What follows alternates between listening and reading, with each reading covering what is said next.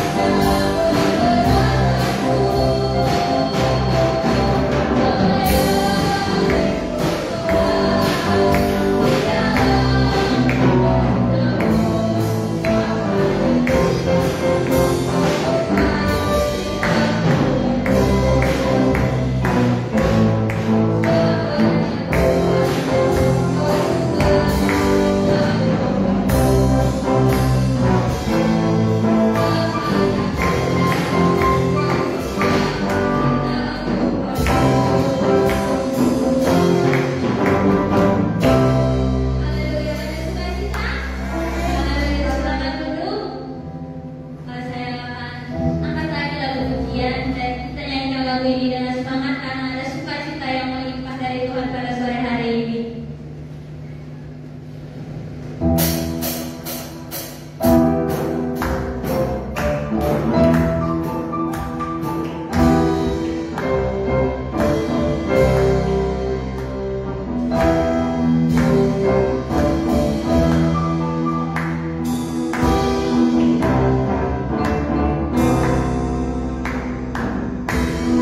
Aku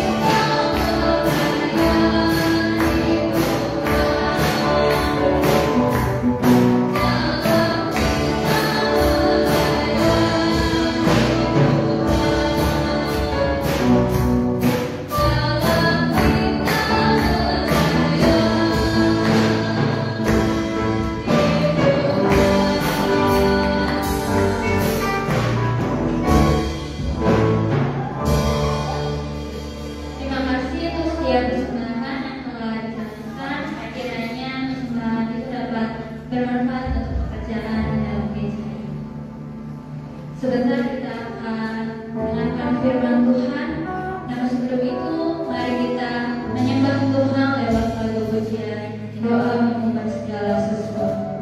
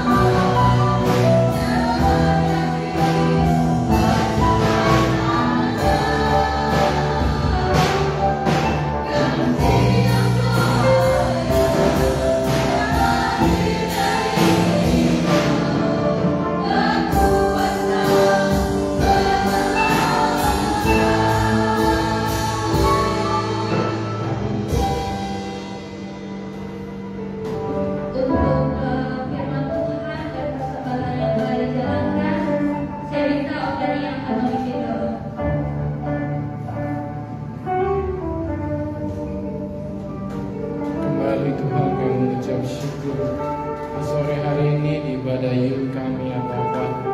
Jikalau pada saat ini kami sudah menaikkan pujian kami Tuhan, biarlah kiranya setiap nyanyian penyembahan kami dapat menyenangkan hati-Mu Tuhan. Karena itulah salah satu ucapan syukur kami kepadamu, karena Engkau terlalu baik dalam kehidupan kami ya Tuhan. Terima kasih Tuhan untuk kesempatan sore hari ini, khususnya kami anak-anak muda dan remaja yang dapat Tuhan beribadah di rumah-Mu, di gereja-Mu, di tempat ini ya Bapa. Kami sangat rindu untuk senantiasa dekat kepadamu. Walaupun kami usia kami masih muda, kami ingin rindu lagi mengenal Engkau.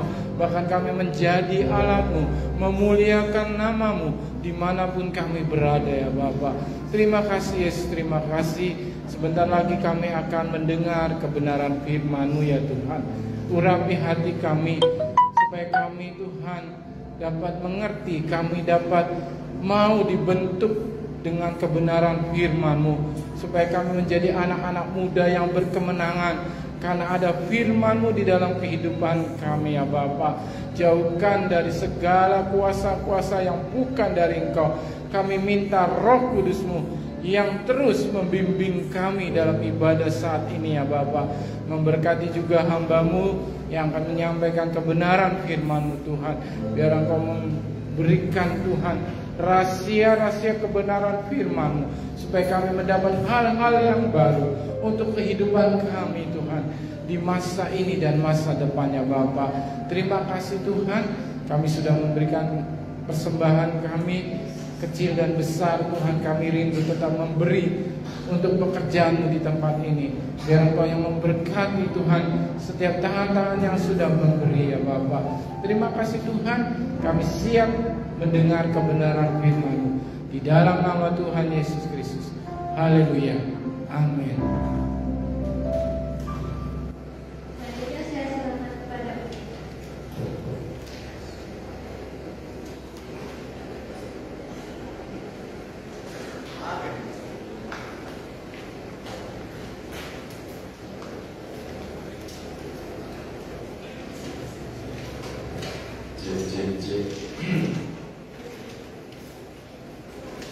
hari ini kita berbicara tentang kaya dan miskin, karena hari ini gak akan diajarkan di sekolah.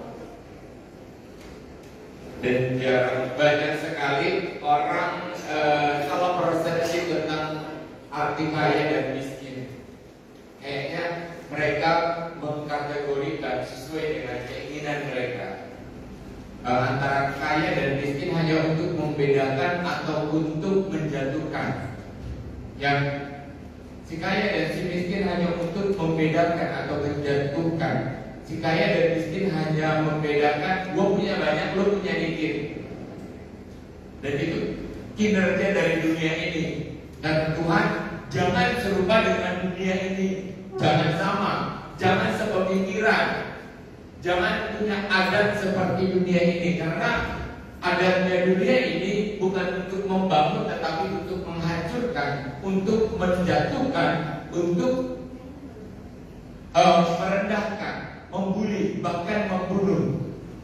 Itulah karya dunia ini. Tetapi di dalam Tuhan, saya kabarkan kepada saudara, ketika kita ada di rumah Tuhan, ketika teologi, ketika ilmu kebenaran yang di rumah Tuhan, itu beda. Itu beda. Kita akan melihat satu perbedaan cara pandang dunia ini dengan gereja tentang kaya dan miskin. Kalau secara natural antara bagaimana sih untuk jadi orang kaya, bagaimana sih kok ada orang miskin? Kenapa dikategorikan seperti itu? Kenapa sih ada benda yang dipakai melulu, tetapi ada benda yang didiamin aja? Kenapa ada benda yang punya nilai tinggi? Kenapa ada benda yang biasa aja banyak tetapi nggak dianggap? Ayo, boleh berpikir.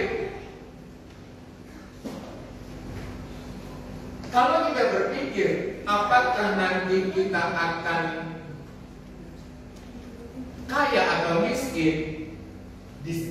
Itu disiapkan diri kita sendiri, bukan orang lain, atau bukan keadaan yang lahir cepat. Oh, nggak taunya gue lahir di rumah sultan. Karena kita nggak bisa milih di mana kita lahir, benar nggak? Kita nggak bisa milih di mana kita lahir. Apakah kita lahir di rumah yang sederhana atau apakah di rumah yang megah? Gak bisa, benar nggak? Kita nggak bisa milih. Tapi kita bisa milih. Apakah kita meninggal nanti dalam keadaan yang sama seperti kita lahir, ataukah sudah lebih mulia dari yang dulu? Dia berbicara tentang lebih mulia atau enggak. Kalau kaya miskin itu kan ininya cara penilaiannya dunia, cara membedakan, dan ini pun sebenarnya bagus untuk membedakan mana yang biasa, mana yang prioritas. Kalau yang prioritas, pasti banyak orang yang mencari, banyak orang yang mengingini, banyak orang yang kepengen deket, ya kan? Kenapa emas itu dikejar banyak orang? Karena punya nilai tinggi, bisa dipakai untuk nilai tukar. Kenapa emas itu diburu banyak orang? Karena dia punya nilai tinggi. Kenapa kayu banyak tapi nilainya rendah? Nilainya rendah. Ada banyak tapi banyak diabaikan karena nilainya rendah. Oke, ngerti ya? Jadi kalau mau naruh diri kita di antara kedua ini, cobalah memilih. Kalau kita mau naruh di dua kategori ini, cobalah memilih. Kira-kira kita akan di posisi mana? Boleh dong pilih. Ada udah bilang dalam hati, saya di sini atau saya di sini aja cukup Tuhan. Boleh bebas. Tapi kita masuk dalam firman Tuhan. Dalam Matius 6 ayat 33 sampai 34.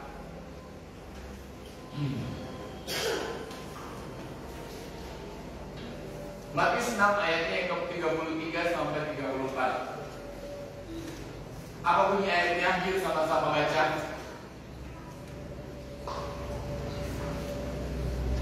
Pakai ini dulu aja.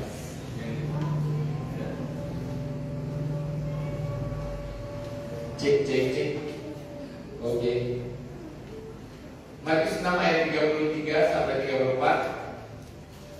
Yuk sama-sama. 1, 2, 3.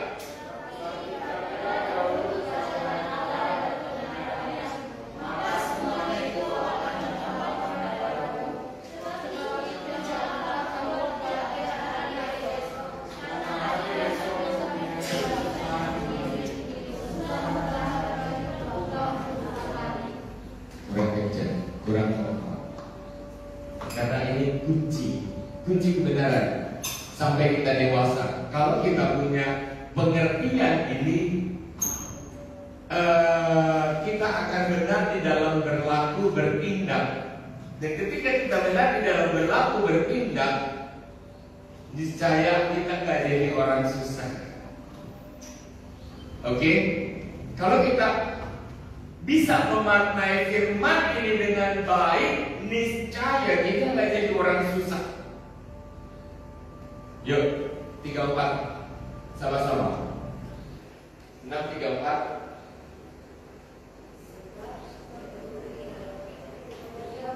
6 ayat 34. 33 sekali. Yuk, 1, 2, 3. Tetapi carilah dulu maka semuanya itu akan ditambahkan kepadamu. Yang disuruh cari apa?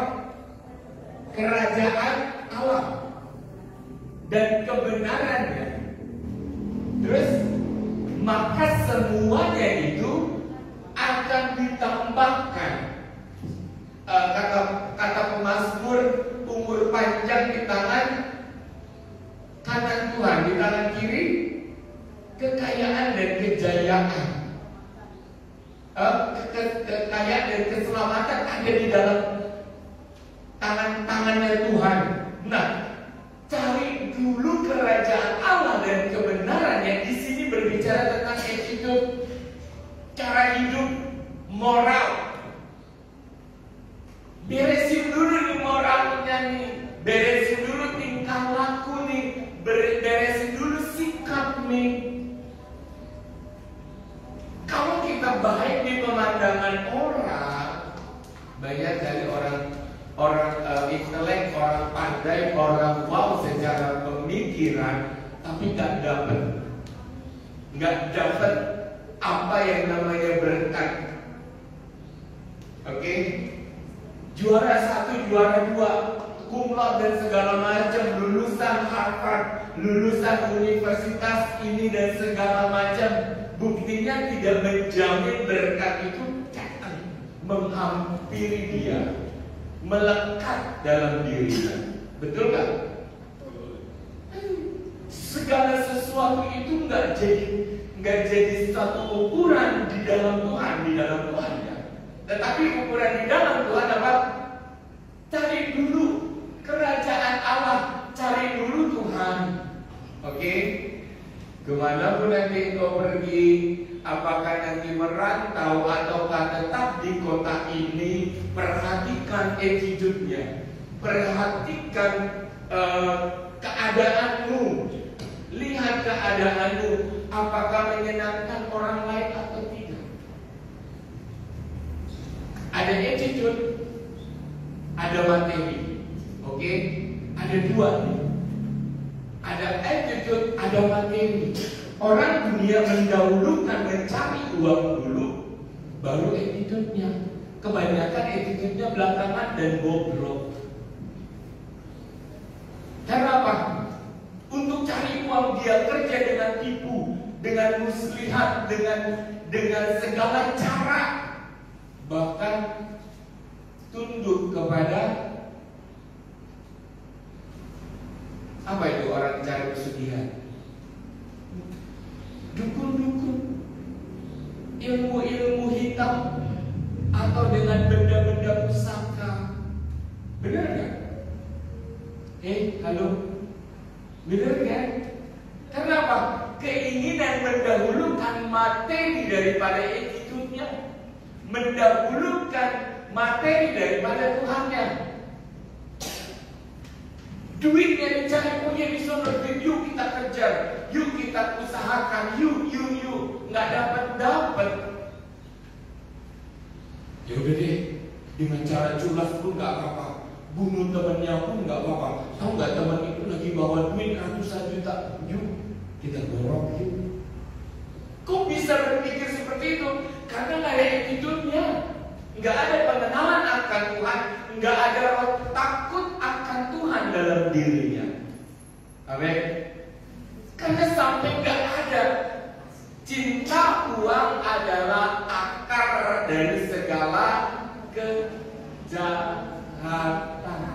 Dimanapun itu berlaku, di dalam seluruh segi dunia ini, dalam pekerjaan, di dalam gereja sekalipun itu berlaku. Orang yang cinta uang akan melahirkan kejahatan. Tetapi orang yang takut akan Tuhan akan disamperin duitnya.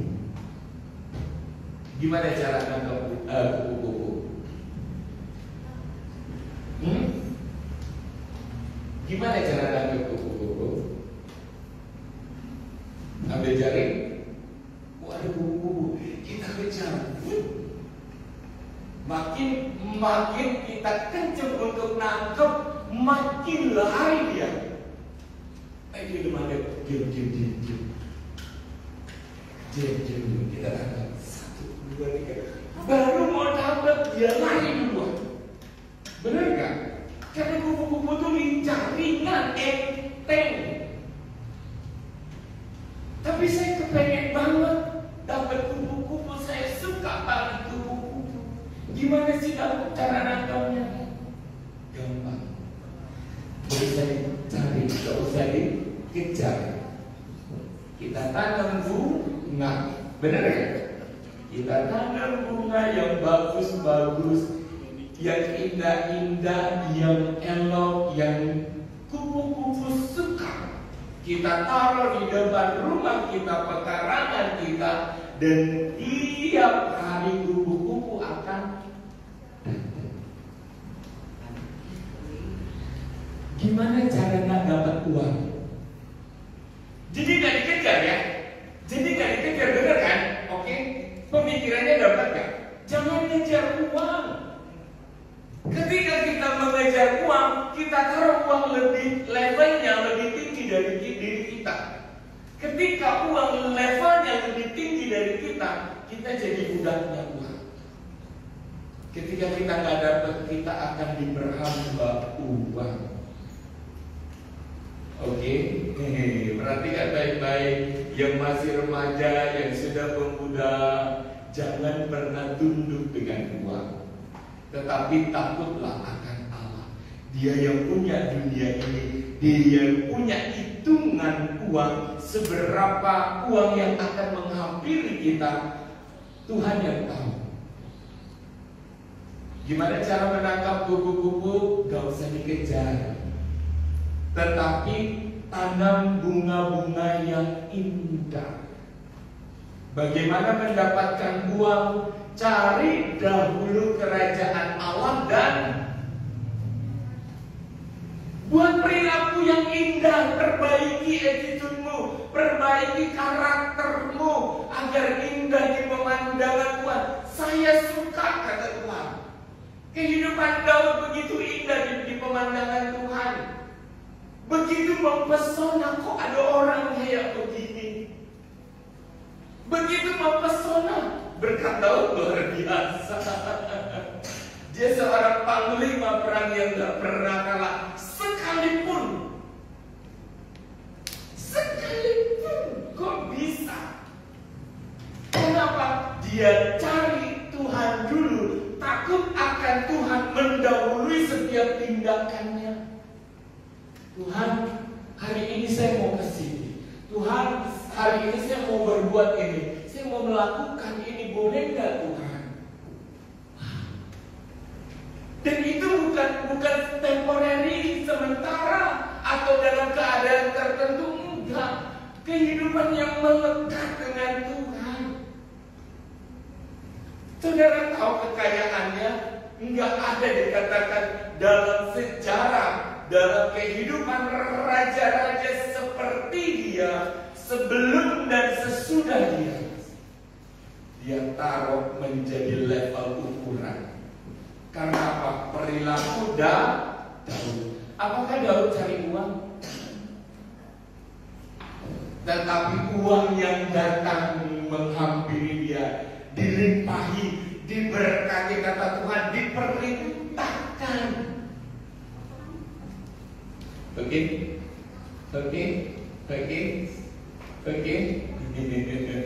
Perbaiki karakter, perbaiki perilaku, perbaiki sikap kehidupan kita. Jangan mendahului keinginan untuk memiliki uang daripada hal-hal yang tadi. Jangan, nggak usah cari. Tetapi ketika dalam kehidupan kita, oh iya, saya kurang baik di sini. Kok teman saya itu nggak suka sama saya ya? Kok teman saya itu benci sama saya ya? Kenapa saya? Ada apa dengan saya? Apakah saya kurang baik? Bahkan karakter di dalam firman Tuhan, kasihilah musuhmu. Bayangkan,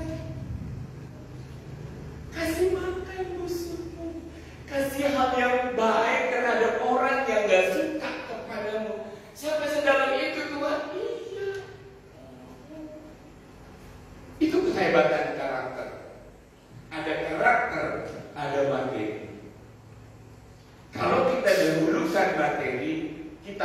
tunduk di bawah materi. Ketika tunduk di bawah materi, yang seperti yang tadi, ada orang buka toko karena takut kurang laris, dia beli penglaris. Dia beli penglaris, dia percaya ini penglaris dari Gunung Kawi, ini penglaris dari Pantai Utara, ini penglaris dari mana ya? Dari Jawa Timur, ini penglaris, ini pusakanya, cincin lah, apalah, keris lah, susu lah, dan segala macam. Itu artinya menaruh materi di atas karakter, menghilangkan pengenalan akan Tuhan demi kehidupan yang kaya. Banyak orang di Jakarta, banyak orang di kota-kota, untuk remaja-remaja perempuan tuh yang suka dengan aku mau cepat ganti handphone, aku mau cepat dapat uang banyak, aku mau cepat punya materi. Ya udah, nikah dengan bapak-bapak muda yang tajir. Ada lagi di online itu ada banyak terpampang orang-orang yang menjual diri sampai segitunya. Open BO, cerita yang pernah saya baca dari keinginan, padahal dia punya karir yang bagus. Seorang wanita muda berumur 22-23 tahun. Dia seorang kasir di perusahaan, gajinya bagus, artinya kerja di front, bagian depan, punya penampilan bagus, tapi keinginan untuk memiliki materinya lebih. Saya mau lagi dari gajiku, katanya. Dan dia terkenal teman kos yang gak baik. Akhirnya meracuni pikirannya. Lu gini aja, gak ada yang tahu kok. Sekarang dunia online, dunia online gak kelihatan. Kita jalan kemana, kita pergi sama siapa, nge-grab apa segala macam, nanti ketemuan di mana seperti tidak terlihat. Tapi jangan lupa cari dulu kerajaan Allah dan kebenarannya. Ada Tuhan, mata Tuhan yang maha melihat. Hati-hati di dalam sikap dan perbuatan kita. Ketika uang ini kita angkat lebih tinggi dari kehidupan manusia, dari kehidupan karakter, kita sedang memperhambat diri. Jika cerita orang ini akhirnya bertemu dengan bapak muda yang sedang bermasalah keluarga dengan istrinya, dia pisah.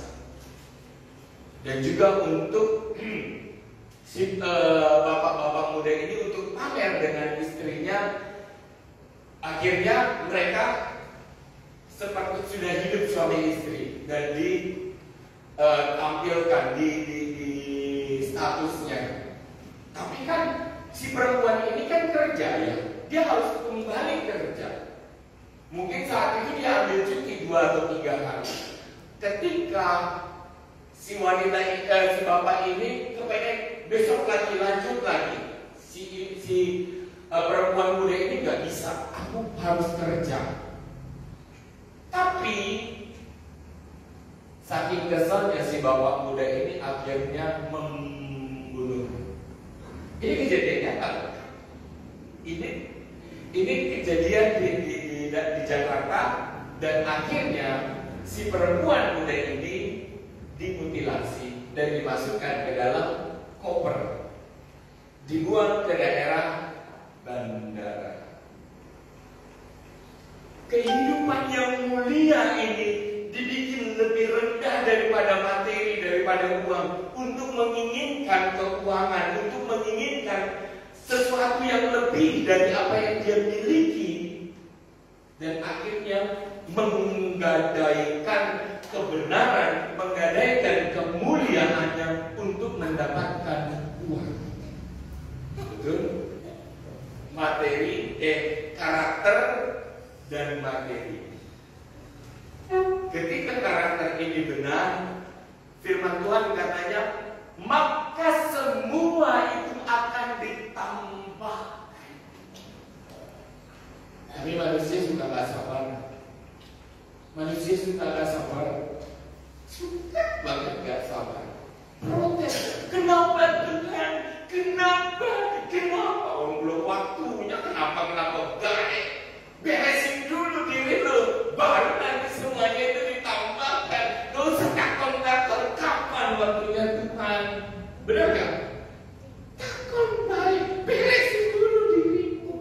Ketika dan karakter kita beres, kehidupan kita beres, janji Tuhan itu ya dan amin. Dia akan membawa kita lebih tinggi dan lebih tinggi dan lebih tinggi. Kita ingat cerita daripada Yusuf. Amin. Yusuf berapa lama, berapa panjang kehidupannya, fase kehidupannya yang dia harus alami sampai kepada puncak panggilannya, yaitu Perdana Menteri Mesir, mendampingi Firaun. Sakit apa ya? Dijual, dimasukin sumur. Segitu anak yang begitu elok. Dengan tulusnya dia cerita dengan keluarganya, dengan kakak-kakaknya. Tahu nggak? Aku mimpi loh. Ada 12 berkas. Tunduk kepada berkas itu. Abang-abangnya begini, tengok kurang ajar kan.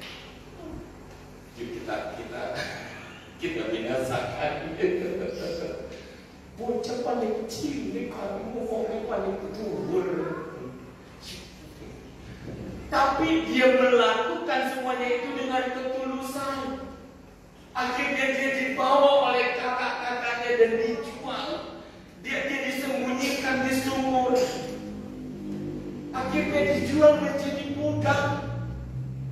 Untuk mendapatkan fase Perdana Menteri itu dia menjadi budak. Dia jual. Dia ngabdi sama orang yang gak dikenal. Dia disiksa. Dia dijadikan kacung. Dia dijadikan gak terhormat. Tetapi apa yang dia alami itu ialah untuk membentuk karakternya lebih baik. Kenapa? Tabiat daging ini jahat.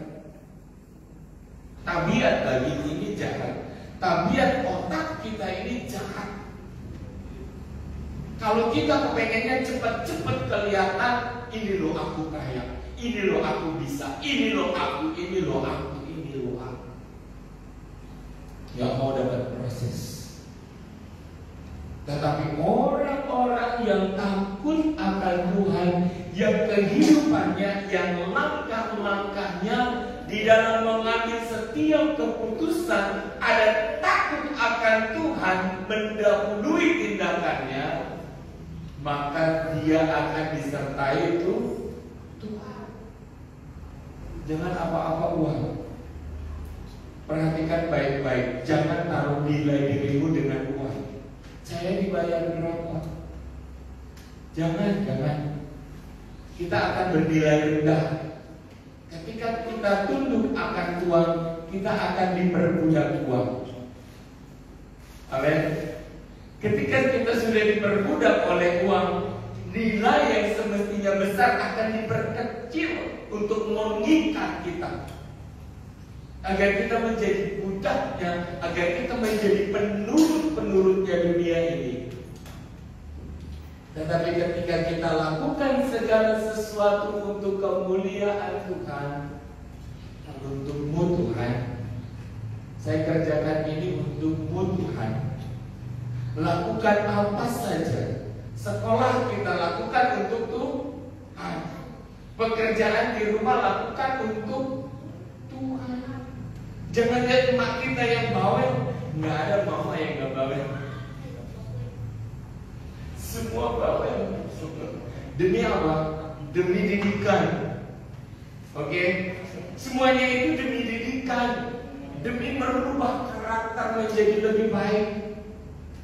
Ya, di dalam perintah ini, di dalam kategori kerajaan Allah dan kebenarannya, perhatikan baik-baik. Di dalam kategori kerajaan Allah dan kebenarannya, di situ ada sikap. Bagaimana kehidupan kita bersikap? Ada attitude-nya. Baikkah, hormatkah kepada orang lain, ataukah kita dicap menjadi orang yang sombong? Di situ ada laku, behavior, perbuatan kita, tindakan kita, di situ ada nilainya. Jangan dipikir nggak ada nilainya. Karena apa? Setiap harinya itu kita cuma latihan dan latihan sampai sikap dewasa kita yang sikap anak-anak itu hilang. Tuh, benar gak? Jangan udah dewasa tapi bersikap anak-anak, masih suka ngambek, masih suka ngeyel, masih ego. Ini aku, ini untukku, aku duluan. Kalau nggak aku ngambek, nggak jadi, aku nggak pelayanan. Bye semuanya.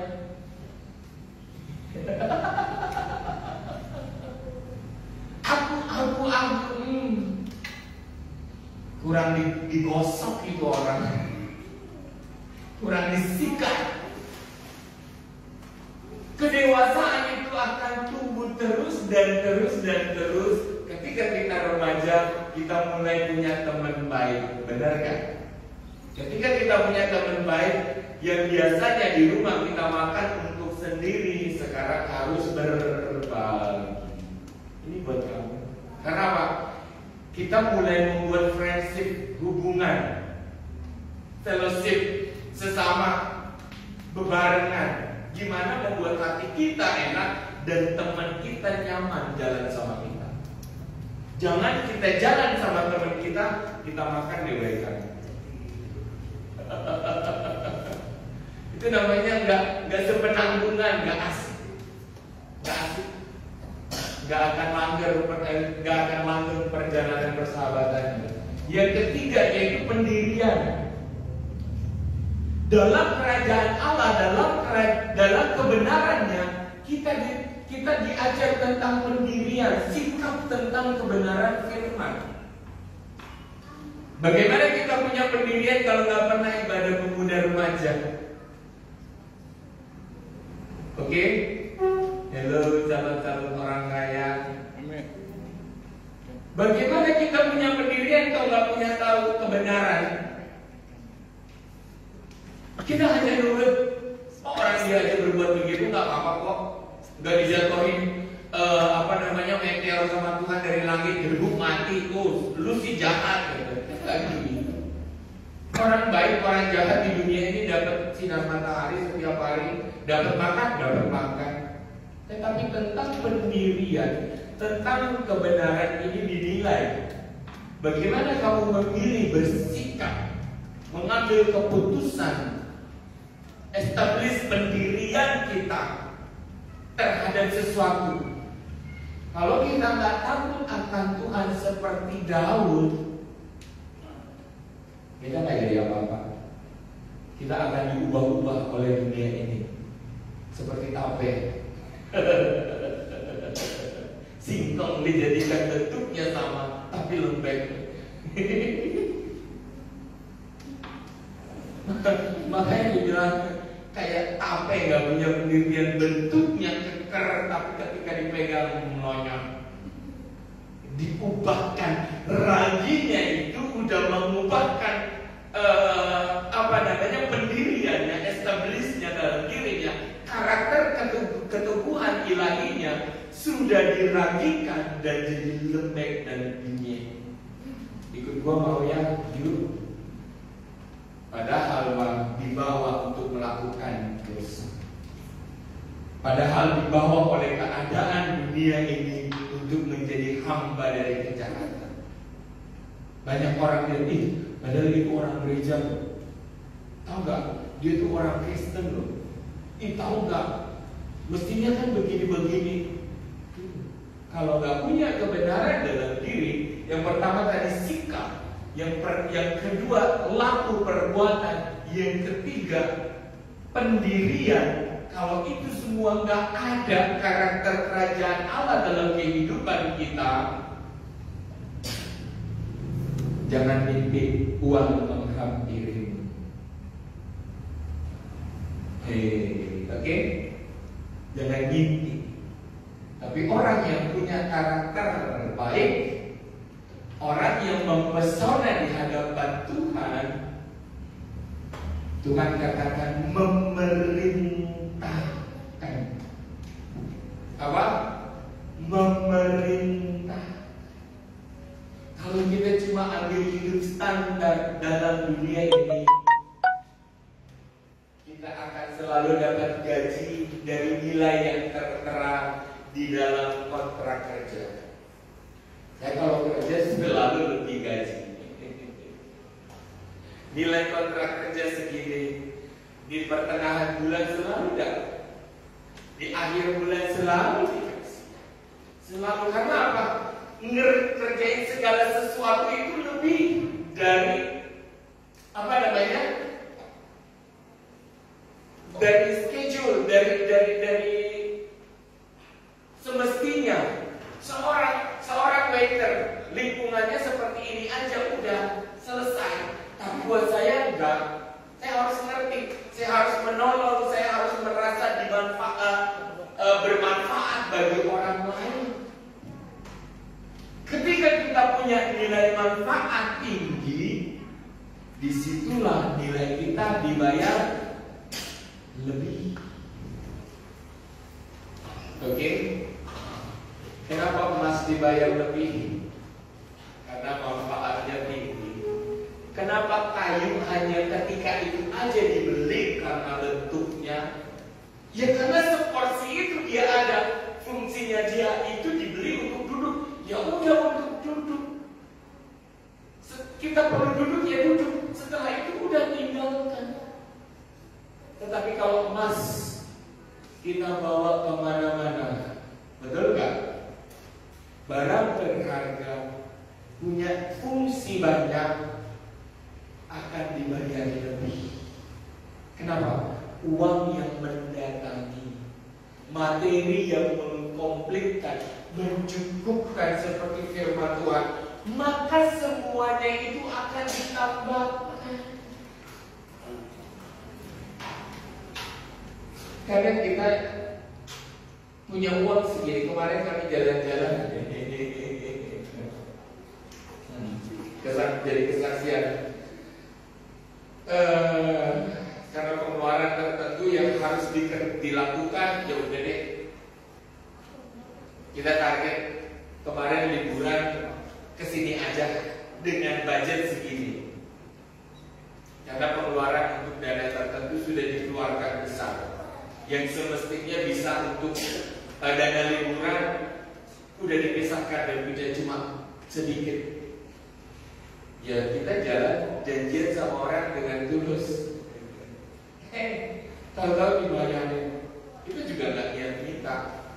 Tapi udah selesai tiket masuk dibayar, masih dipanggil, jangan lupa berhenti di sini.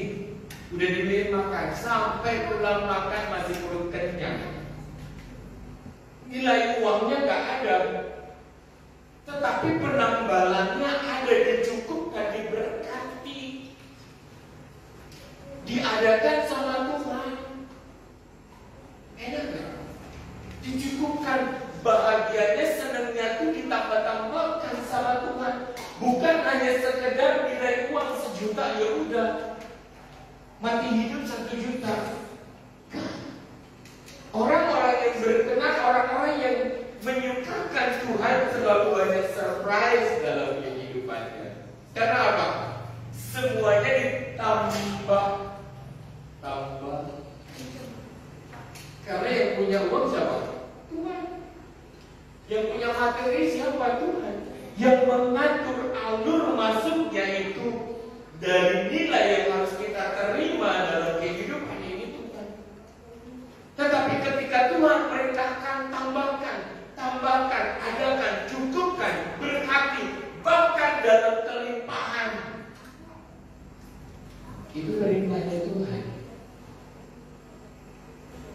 Kalau kita hitung-hitungan sama Tuhan, Tuhan pun akan menghitung berapa yang kita dapat. Amin. Halo anak pemuda remaja, siapa yang hitung-hitungan sama Tuhan, Tuhan akan hitung berapa yang kita dapat. Tetapi siapa yang selalu memberi lebih, Tuhan katakan apa? Ketika engkau dituntut untuk berjalan 1 mil, berjalanlah dengan dia, paksakan dirimu, lakukan lebih daripada tuntutan orang itu. Ketika ada orang meminta bajumu, berikan jubahmu, superior yang ada padamu yang lebih yang kau miliki, berikan cukupnya kepada orang lain. Itu kebenaran kerajaan surga. Siap? Kita ini harus kaya. Kita ini harus diberkati. Kenapa kita dalam keadaan begini? Dunia ini mengajarkan kita untuk hidup terbelenggu oleh keterbatasan. Benar? Kalau kita miskin, dunia sekali. Kenapa? Janji iman, saya cuma bisa segini. Tolong berbuat ini, saya cuma bisa begini, saya miskin. Beli ini, saya cuma bisa beli yang murah, saya miskin. Dunia ini suka dalam keadaan yang kita yang terbelenggu. Tetapi orang yang keluar dari keadaannya dan melakukan segala sesuatu untuk kemuliaan Tuhan, dia akan keluar dari keadaannya dan hidup diberkati. Amin. Siapa masih betah dalam keadaannya? Saya nggak betah. Lebih baik saya capek. Lebih baik saya berlelah.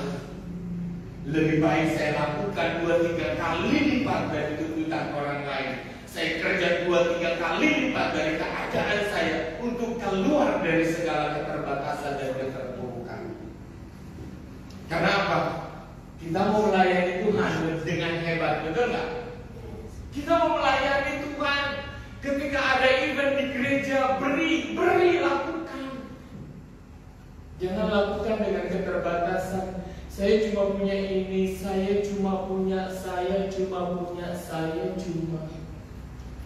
Padahal kita setiap minggu, setiap ibadah di tempat ini, kita pulang dengan perkataan berkat. Pulang dan terimalah berkat Tuhan.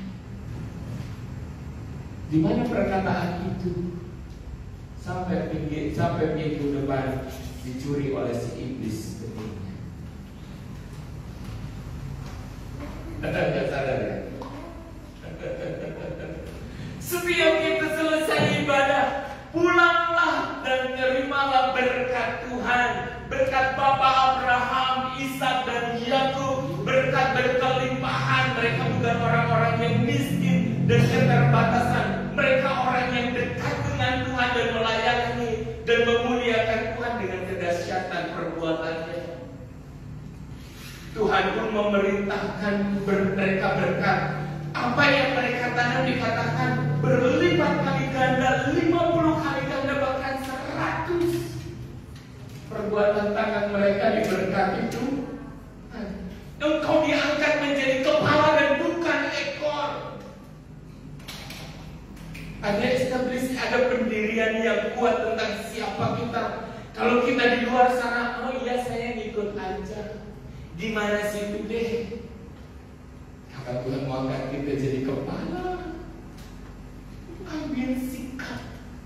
Miliki kebenaran Tuhan. Miliki Tuhan, aku ini anak Tuhan. Harus baik, harus terlihat, harus jadi terang, harus jadi garam, harus memang berbuat lebih banyak dari orang lain.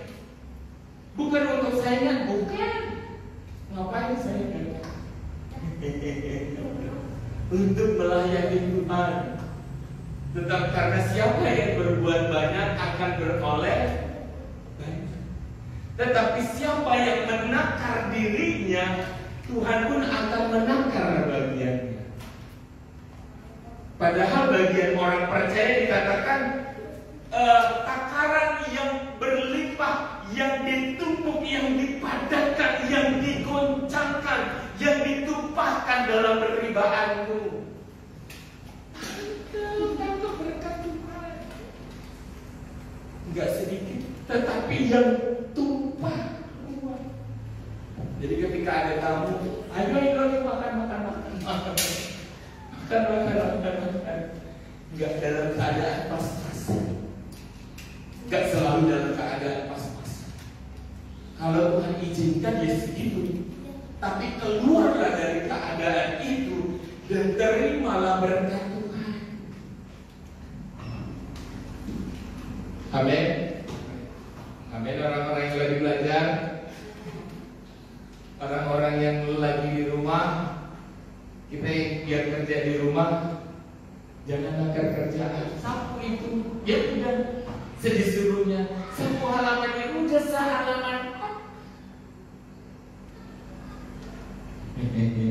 Bagaimana Yusuf bisa menjadi berkuasa dalam rumah Potifar? Coba bayangkan.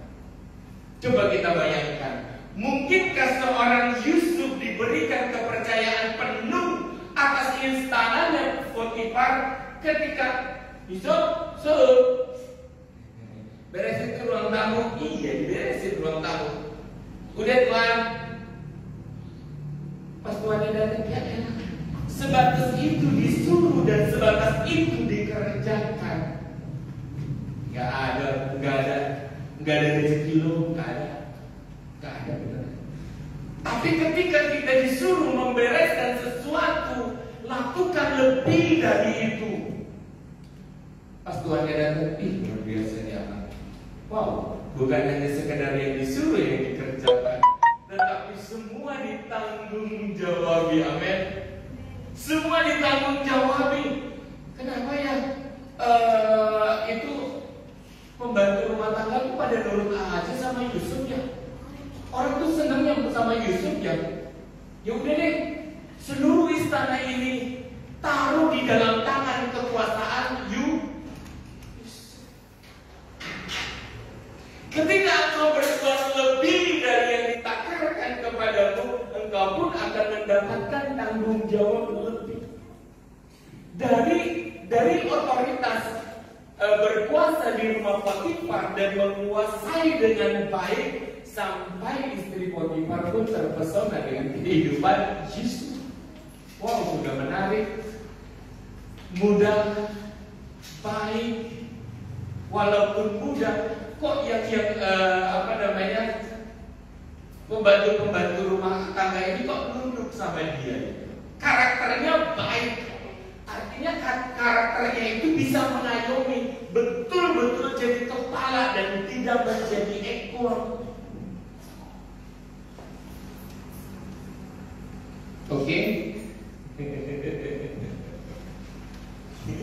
Kalau kita cuma kerja seperti yang disuruh, seperti sebatas yang disuruh ya udah.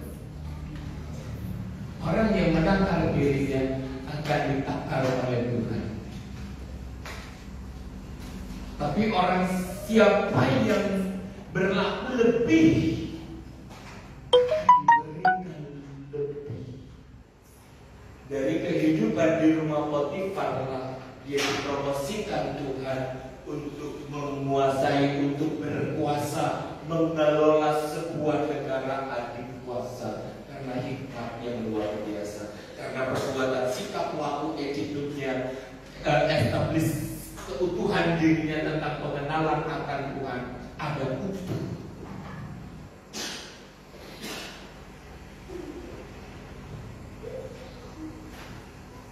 Jadi mana lebih dahulu, karakter dulu atau uang dulu?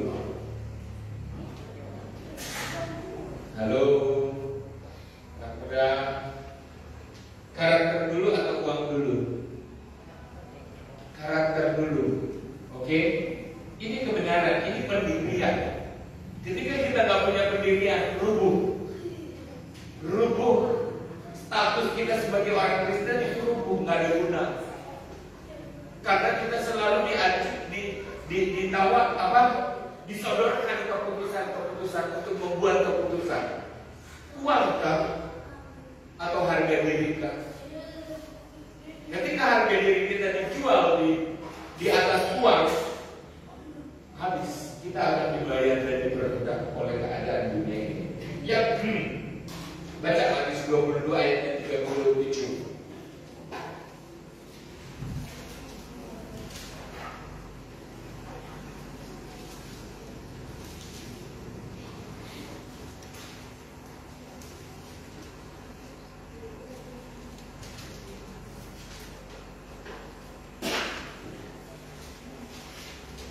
Matius 22 ayat yang ke-37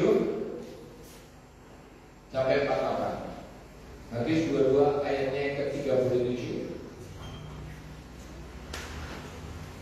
Jawab Yesus kepadanya. Ini loh, ada kunci jawaban dari Yesus.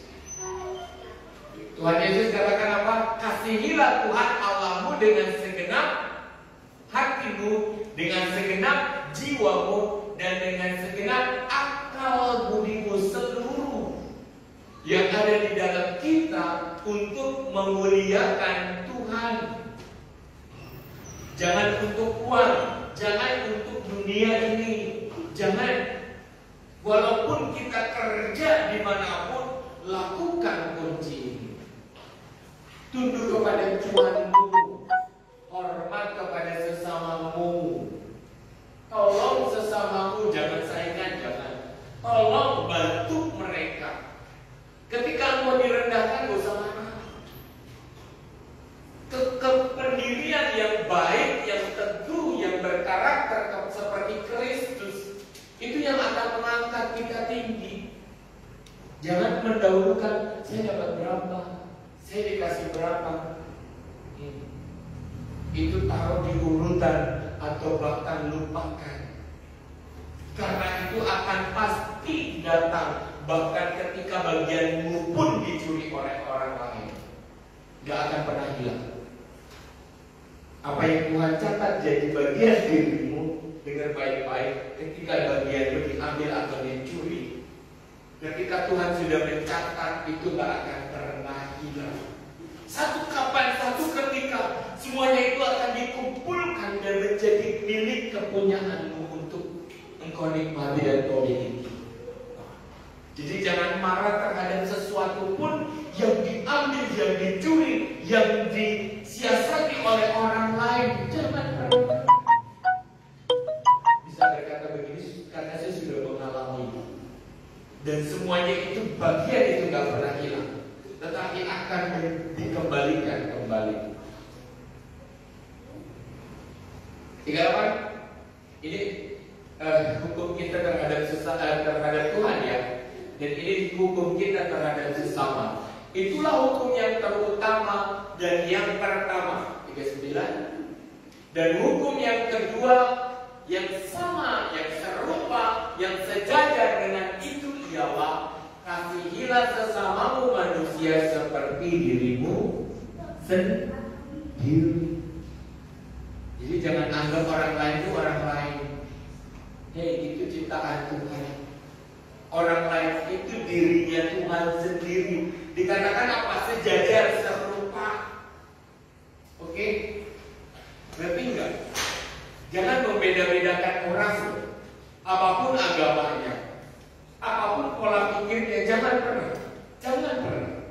Perbedaan agama itu cuma caranya Tuhan untuk apakah pikiran kita mencederai orang lain apa enggak? Jangan. Perlakukan sama. Mereka itu cuma belum menemu kebenaran. Ada saatnya semua manusia menemukan kebenaran. Kasihilah sesamamu manusia seperti mengasihi diri sendiri. Keren ya karakter Tuhan. Keren kebenarannya. Jalan ini angin. Nanti merasa dirugikan, aku merasa dikerjain. Aku aku merasa dimanfaatkan.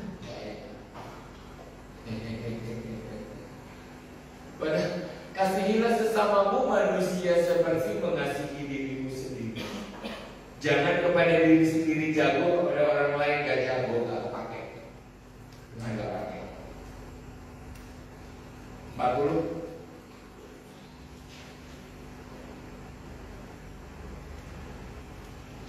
Pada kedua hukum itulah tergantung seluruh hukum Taurat dan kitab para nabi. Ini itu tadi rangkumannya. Rangkuman dari seluruh isi firman ini tercatat di ayat berapa tadi? 39 ayat 37, 38, 39 sampai 40. Isi dari seluruh firman ini ditulis dirangkum di keempat ayat itu. Rangkuman. Ya, oke. Tapi bangunlah kekayaan di atas dasar kebenaran. Bangun di atas dasar kebenaran. Yohanes 5 ayat 19.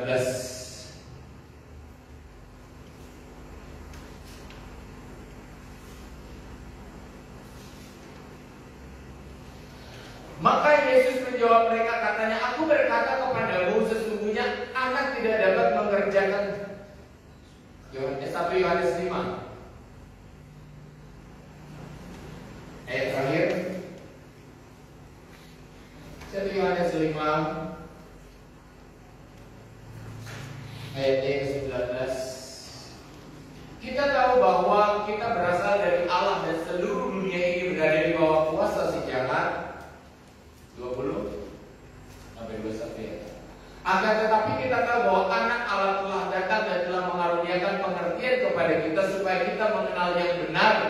Dan kita di dalam yang benar, di dalam anaknya Yesus Kristus. Dia adalah Allah yang benar dan hidup yang kekal. 21.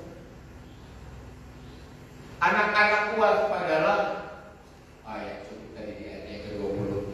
Jadi bangunlah kehidupanmu, kebenaranmu, kekayaanmu di atas kebenaran. Kaya tapi tidak binasa.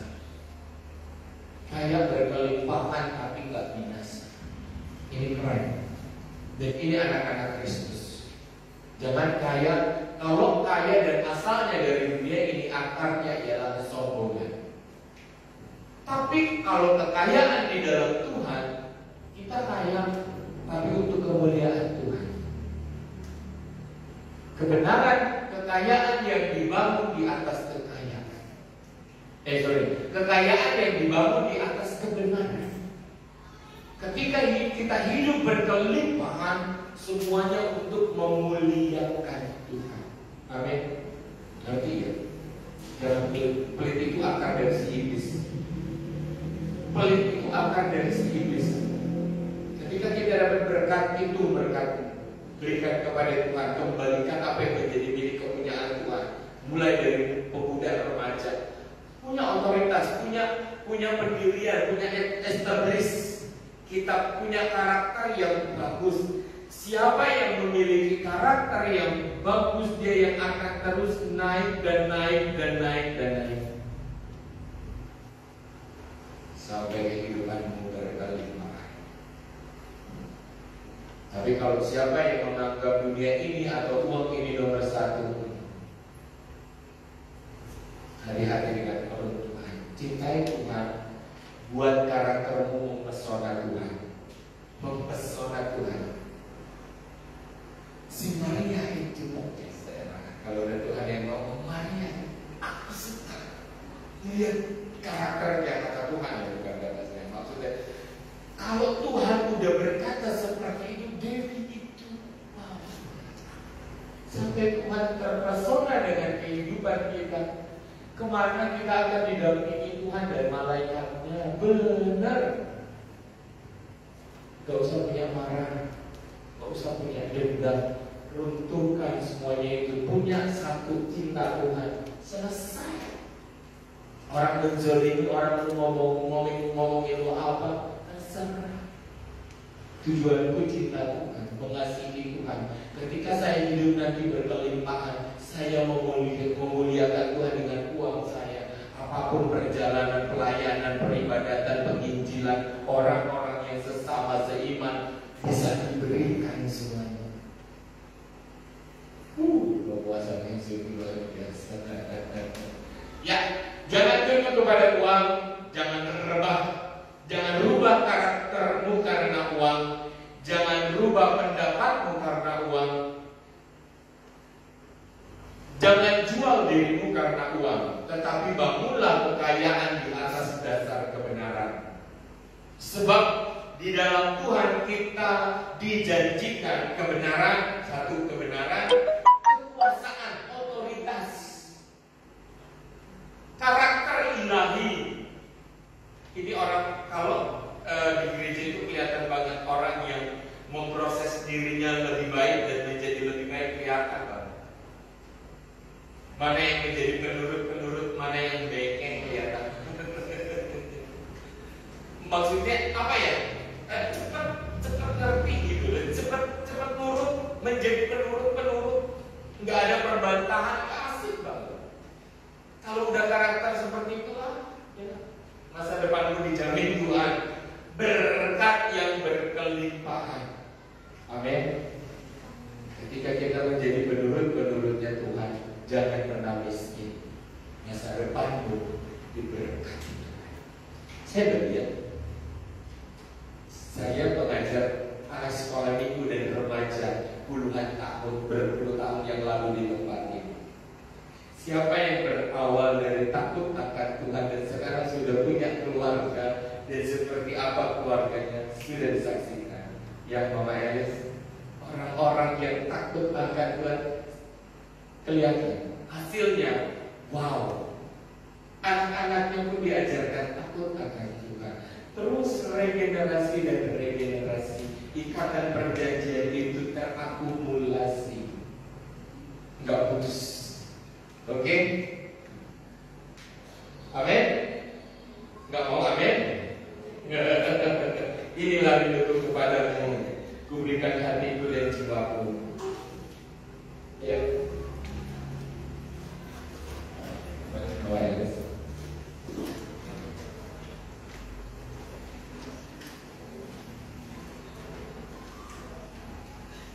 Kita pegang pujian ini, kita komen sama Tuhan. Ini aku Tuhan, ini kerinduanku Bapa. Kami tahu tak mudah,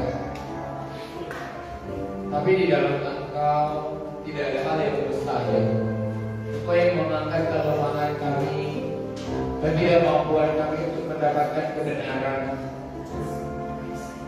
Yesus, Yesus, kami panggil Engkau. Inilah hidupku. Inilah rinduku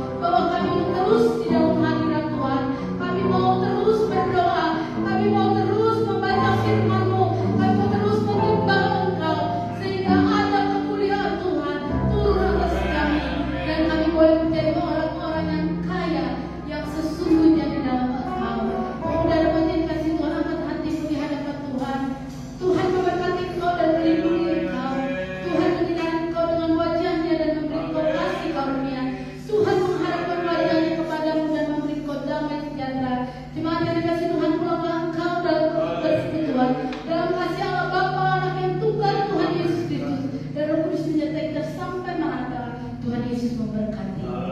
Amin.